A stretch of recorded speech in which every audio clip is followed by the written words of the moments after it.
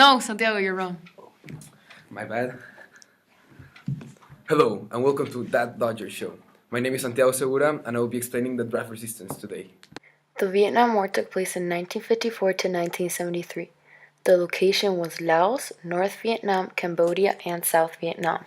The Vietnam War can also be referenced as the Second Indochina War. This marked the communist side, which was North Vietnam, and its allies, who were Viet Cong, versus the South Vietnam and their allies, the United States of America. The United States needed to send male citizens from the age of 18 to 26.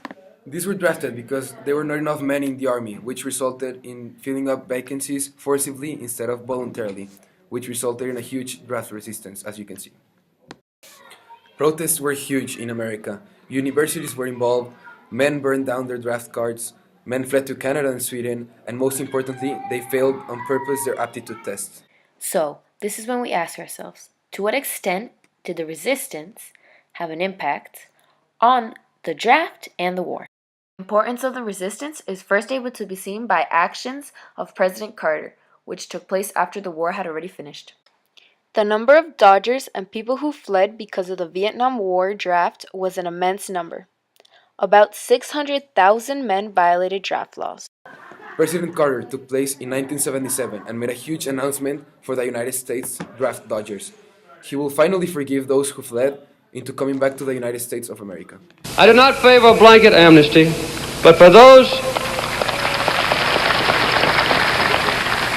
who violated selective service laws, I intend to grant a blanket pardon. To me,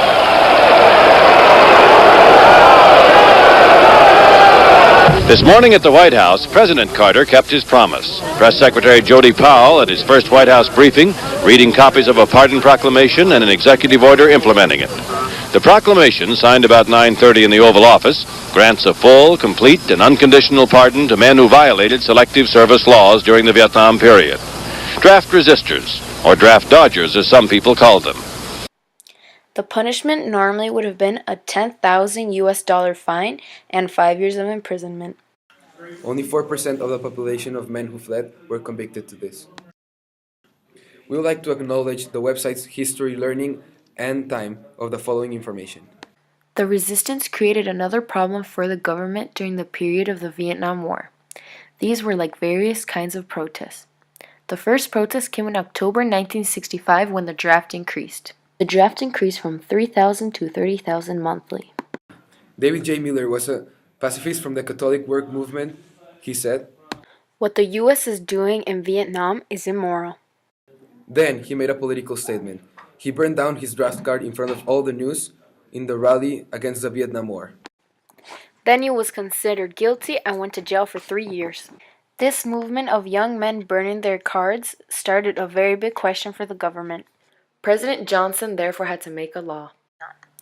It is a federal crime to destroy or mutilate cards. This was because it was such a common thing to destroy them. Also, this created the government of the United States to be in big trouble for both their war and their society. Another example for the draft evasion was Muhammad Ali. He was an American professional boxer, actually one of the most important figures of the 20th century. His biggest win came not in the ring, but in our court in his fight for his beliefs, said Eric Holder, one of the former U.S. Attorney General. Muhammad Ali was a black Muslim and objector. My conscience won't let me go shoot my brother, or some darker people, or some poor hungry people in the mud for big powerful America. And shoot them for what? Just take me to jail. While Muhammad's case was appealed, his license to box was taken away from him, therefore losing his biggest title. Also, he couldn't get his license back in the United States for another 3 years.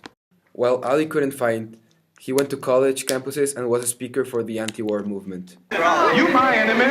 My enemy is the white people, not Viet Congs or Chinese or Japanese. You my opposer when I want freedom. You my opposer when I want justice. You my opposer when I want equality. You won't even stand up for me in America for my religious beliefs, and you want me to go somewhere and fight, but you won't even stand up for me here at home. In 1970, Muhammad Ali was allowed to come back to the ring, but he didn't come back the same way he went out.